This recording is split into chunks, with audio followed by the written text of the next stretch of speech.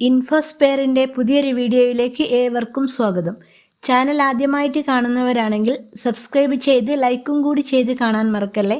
Pension അറിയിപ്പുകളും അതുപോലെ അക്ഷയവുമായി ബന്ധപ്പെട്ട പുതിയ അപ്ഡേഷനുകളും ഗവൺമെൻറ്റിൽ നിന്നും വരുന്ന ഏറ്റവും പുതിയ അറിയിപ്പുകളുമായിരിക്കും ഈ ചാനലിൽ ഉണ്ടാവുക. എല്ലാവരുടെയും സപ്പോർട്ട് പ്രതീക്ഷിക്കുന്നു. സംസ്ഥാനത്ത് സ്ത്രീ സുരക്ഷാ പെൻഷൻ പദ്ധതിയിൽ കൂടി സ്ത്രീകൾക്ക് 1000 രൂപ വീതം ധനസഹായമായി ലഭിക്കുന്ന പദ്ധതിയുടെ രണ്ടാം ഘട്ട വിതരണവുമായി ബന്ധപ്പെട്ട് അപേക്ഷ വെച്ചവരെല്ലാം തന്നെ ശ്രദ്ധിക്കുക. സർക്കാരിൻ്റെ ഭാഗത്തു നിന്ന് ലഭിക്കുന്ന പ്രധാനപ്പെട്ട കുറച്ച് അറിയിപ്പുകളാണ് ഈ വീഡിയോയിൽ. നിലവിൽ 10 ലക്ഷത്തിലധികം വരുന്ന ആളുകൾക്കാണ് ആദ്യ ഗഡു 1000 രൂപ വിതരണോദ്ഘാടനം നടന്ന അന്ന് തന്നെ അക്കൗണ്ടുകളിലേക്ക് എത്തിച്ചേർന്നത്. എന്നാൽ അപ്രൂവലായ ചിലർക്ക് ആനുകൂല്യം ലഭിച്ചിട്ടുമില്ല. അതോടൊപ്പം ഗവൺമെൻറ്റിൻ്റെ ഭാഗത്തു നിന്ന് ലഭിക്കുന്ന കുറച്ച് അറിയിപ്പുകളുമാണ് ഈ വീഡിയോയിൽ. അതിൽ ഏറ്റവും ആദ്യത്തേത് ഈ പദ്ധതിയുടെ വിതരണവുമായി ബന്ധപ്പെട്ടതാണ്. ഇനി രണ്ടാം ഘട്ട വിതരണം നടക്കുന്നത് മാർച്ച് ആദ്യവാരത്തിലായിരിക്കും. നിലവിൽ ഫെബ്രുവരി മാസത്തിൽ ഇതിൻ്റെ ആദ്യഘട്ട വിതരണം 10 ലക്ഷത്തോളം ആളുകൾക്ക് ലഭിച്ചു കഴിഞ്ഞു. 16 ലക്ഷം അപേക്ഷകൾ ഉണ്ടായിരുന്നു.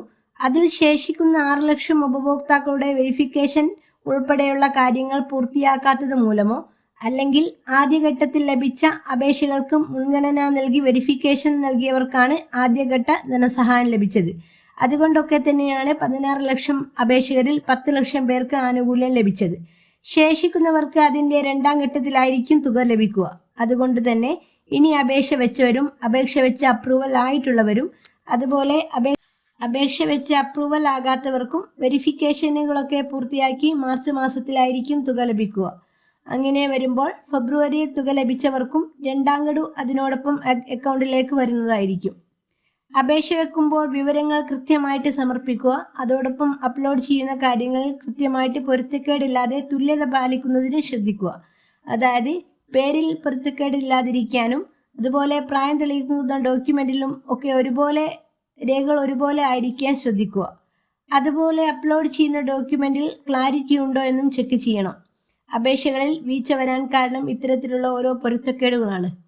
അങ്ങനെ റിട്ടേൺ ടു സിറ്റിസൺ അതായത് ഗുണഭോക്താവിലേക്ക് തന്നെ അപേക്ഷ മടങ്ങിയിട്ടുണ്ടെങ്കിൽ അപേക്ഷകളിൽ വ്യക്തത വരുത്തി തെറ്റ് തിരുത്തി റീസബ്മിറ്റ് ചെയ്യേണ്ടതാണ്. അതിനുവേണ്ടി നിങ്ങൾ അപേക്ഷ വെച്ച അക്ഷയ സെൻറ്ററിലോ ഓൺലൈൻ സർവീസ് സെൻറ്ററിലോ പോയി സ്റ്റാറ്റസ് ചെക്ക് ചെയ്യേണ്ടതാണ്. ഇനി ഫോൺ വഴി അപേക്ഷ വെച്ചവർ കെ-സ്മാർട്ട് ലോഗിൻ ചെയ്ത് ഫോൺ വഴി തന്നെ സ്റ്റാറ്റസ് ചെക്ക് ചെയ്യേണ്ടതാണ്. അങ്ങനെ സ്റ്റാറ്റസിൽ അപ്രൂവൽ കാണിക്കുന്നവർക്ക് സ്ത്രീ സുരക്ഷാ പെൻഷൻ്റെ രണ്ടാം ഘട്ട വിതരണത്തിൽ മാർച്ച് മാസത്തിൽ നിങ്ങൾക്ക് തുക ലഭിക്കുന്നതായിരിക്കും. ഇനി ആദ്യ ഗഡു ലഭിച്ച അതായത് രണ്ടാം ഗഡു വിതരണത്തിനായി കാത്തിരിക്കുന്നവർക്കും ആ സമയത്ത് തന്നെ അക്കൗണ്ടിലേക്ക് ക്രെഡിറ്റ് ആവുന്നതായിരിക്കും.